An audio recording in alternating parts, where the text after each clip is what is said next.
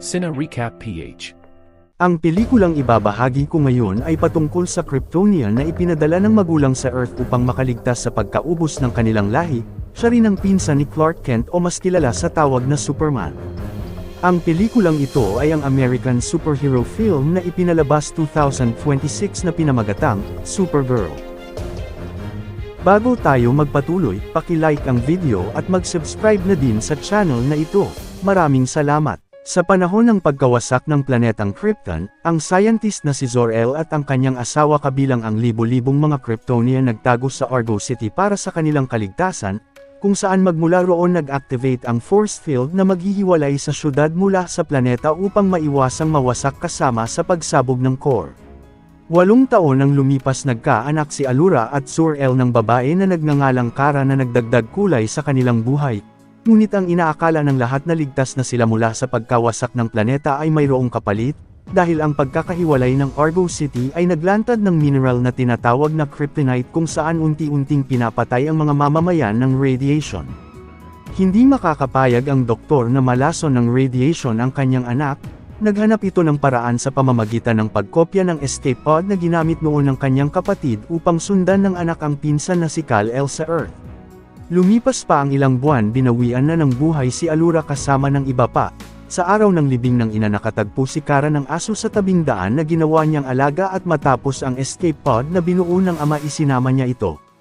Pagdating sa Earth sinundo siya ng pinsan na si Kal-El na ngayon ay si Clark Kent na tagapagligtas ng mundo bilang Superman. Malaking pagbabago sa pamumuhay ni Kara sa pagtira sa Earth na tinawag na rin siyang Supergirl. Sa kasalukuyan, naglilibot si Kara sa iba't ibang planeta kasama ang alagang aso para ipagdiwang ang kanyang ika-23 kaarawan. Palagi siyang tinatawagan ng pinsan na nag-alala sa madalas nitong paglabas sa mundo pero hindi niya pinapansin. Sa planetang Holster, ang grupo ng piratang pangkalawakan na tinatawag na Brigand sinalakay ang tahanan ng pamilyang Knoll kilala sa paggawa ng magagandang uri ng espada. Ang mga pirata ay pinamumunuan ng kanilang leader na si Krem ng Yellow Hills na kilala bilang marahas. Walang laban ang mag-asawa sa mga pirata kaya ibinigay nila ang kailangan ng mga ito habang napapanood ng kanilang bunsong anak ang lahat na si Ruthie. Ngunit sa pagbibiro ng panganay sa kapatid pinatay ito ni Krem dahilan ng napilitan silang lumaban subalit walang awang pinatay ng pirata ang lahat at ang bata lang ang tanging naiwan sa kanyang buong pamilya.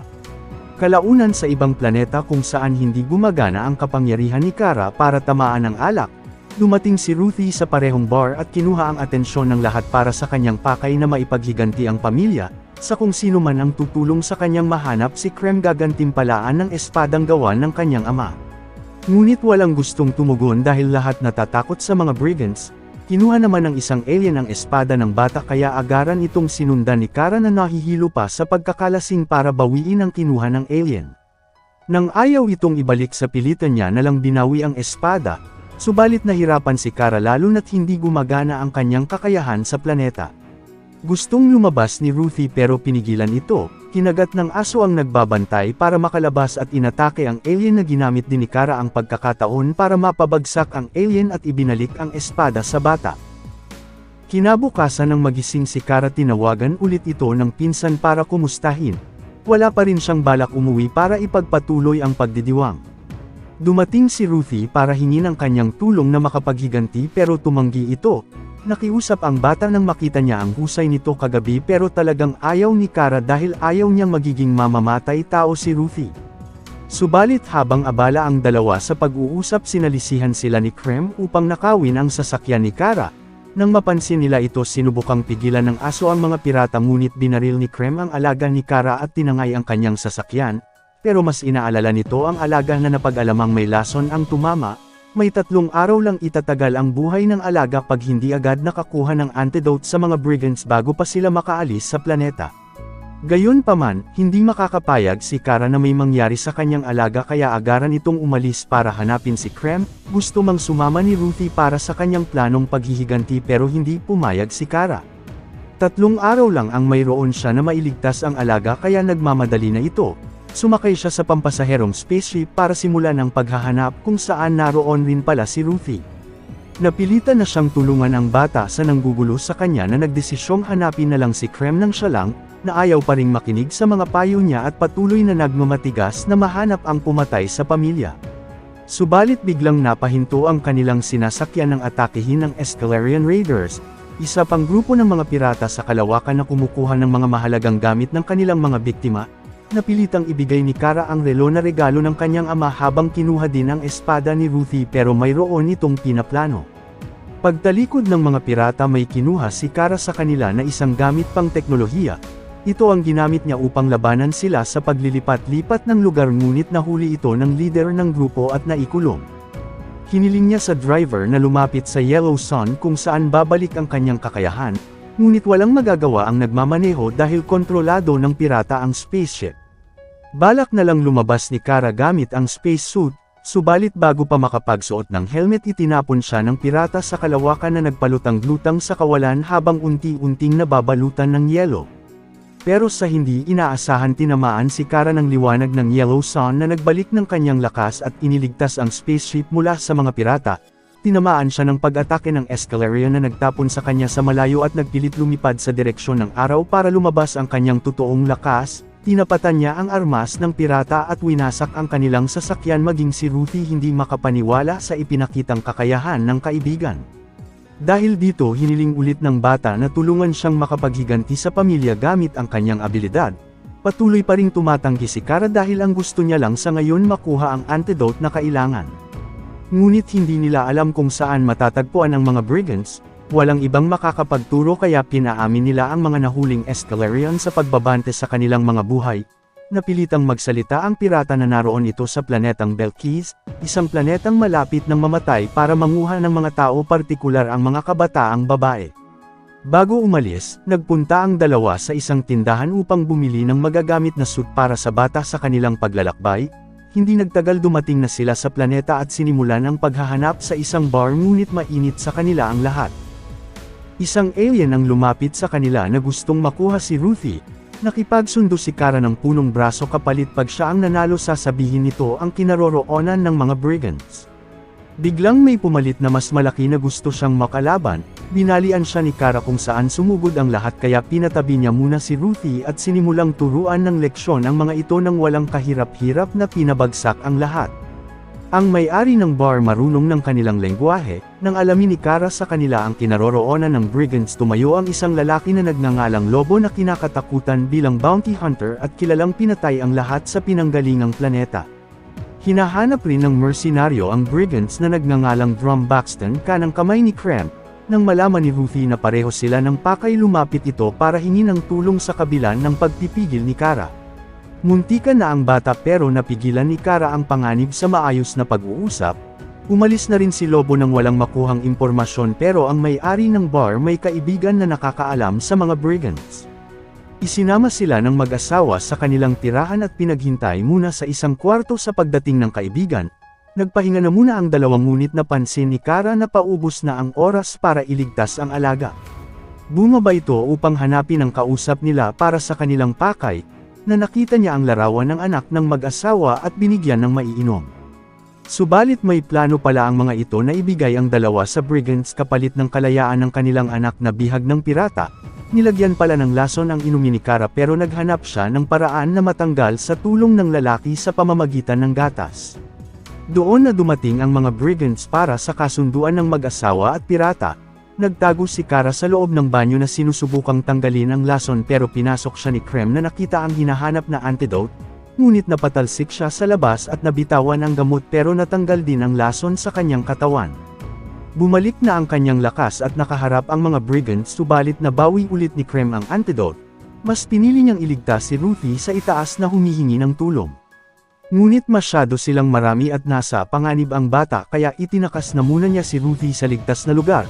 Galit na galit naman si Krem sa mag-asawa nang hindi nagawa ang panglalasan ng mga ito. Dumating rin si Lobo na pinakawalan ng mga dinukot ng mga brigands mula sa kanilang sasakyan. Iniwan rin muna ni Kara si Ruthie para balikan ang brigands at makuha ang antidote. Nang makita ng mag-asawa ang kanilang anak na nakatakas, sinundan ito ng pirata para parusahan ng kamatayan habang nagtulungan na si Kara at Lobo na pabagsakin ang mga pirata na patuloy na hinahabol ang mga tumakas na bihag. Umalis rin si Ruthie para sa kanyang plano na paghihiganti. Matapos mapabagsak ni Kara ang mga brigands hinanap niya ang kanilang leader para sa antidote. nakita niya ang balak ni Ruthie at napigilan na patayin si Krem, pero dahil dito nahuli ng pirata ang dalaga, dumating din ang mag-asawa upang pigilan ito ngunit pinatay ni Krem ang buong pamilya kung saan huli na nang dumating si Kara at natakasan ulit siya. Dahil sa nangyari siya ang sinisisi ni Ruthie sa pagkamatay ng pamilya kung hindi niya ito pinigilan, ayaw lang ni Kara na makapatay si Ruthie dahil wala ring magbabago at masisira lang ang kanyang buhay sa pagsisisi. Ipinunto ng bata na pareho lang sila pero hindi niya ito tutularan na sisirain ang buhay sa pag-iinom. Gusto niya lang makalaya sa sakit ng pagkawalan ng magulang kaya hinayaan na ito ni Kara. Ngunit nakita nito ang dulot na ginawa ng mga pirata, inilabas niya na lang ang galit sa kalawakan at hinanap ang nakakaalam sa kinaroroonan ng mga brigands. Dinala siya sa isang planeta kung saan matatagpuan ang mga pirata, subalit ang problema naroon ito sa pagitan ng 2 araw na ang isa ay berde na unti-unting papatay kay Kara, at iniwan rin siya roon ng nagdala pero may kumuha sa kanya. Nang magising ito iniligtas pala siya ni Ruthie na palihim na sumakay noon sa sinasakyan niyang spaceship, dala nito ang kanyang suit na naiwan sa Belkis bilang Supergirl ngunit wala itong tulong sa kanya at nawawalan na ng pag-asang mailigtas ang alaga. Nang makaramdam ng uhaw si Kara sa kanyang kondisyon, lumabas si Ruthie para kumuha ng tubig sa lawa at nakita nito ang brigands na naliligo subalit nahuli siya ng pirata. Nagising na lang siyang nakakulong sa loob ng spaceship ng brigands at sinusubukang makatakas, pero tinulungan siya ni Lobo na matanggal ang kanyang suit na kasalukuyan ring nakakulong sa kabila matapos mahulog sa patibong ng brigands. Dumating roon si Krem para makipagsundo kay Ruthie na ituro ang kinaroroonan ng kanyang kaibigan kapalit ang kanyang kalayaan.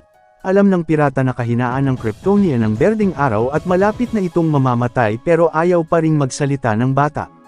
Dahil sa pagtanggi nagdesisyon si Krem na mamamatay siya bago matapos ang araw. Ang naiwan namang bantay kinumbinsi ni Ruthie na sasabihin na niya ang kinaroroonan ng kaibigang Kryptonian, pero patibong lang pala ito para makatakas sa pagpatay sa bantay na kinabiliban ng bounty hunter. Pinakawalan rin ito ni Ruthie para tulungan siyang pabagsakin ang mga brigands. Dumaan si Ruthie sa itaas para hanapin ang kanyang espada ngunit muntikan na itong mahuli, buti na lang nagawa niyang makapagtago at nabawi ang espada ng ama. Habang lumilipas ang oras lalo nang nanghihina si Kara, naalala niya ang pamilya at ang suit na ibinigay ng pinsan na may proteksyon sa katulad nila. Sa ngayon si Ruthie umakyat sa itaas para sa kanyang planong paghihiganti sa pirata, ngunit nahuli ito ni Krem at balak ng patayin pero dumating bigla si Kara bilang si Supergirl na nagbalik na ang kapangyarihan sa pamamagitan ng suit. Nahulog si Ruthie pero nasalo ng sasakyan habang nakasagupan naman ni Kara ang pirata ngunit tinamaan ito. Pinagtangkaan rin si Ruthie ng mga brigand sa ibaba buti na lang nagawa niyang makaiwas kung saan muntikan na siyang masama sa pagkahulog.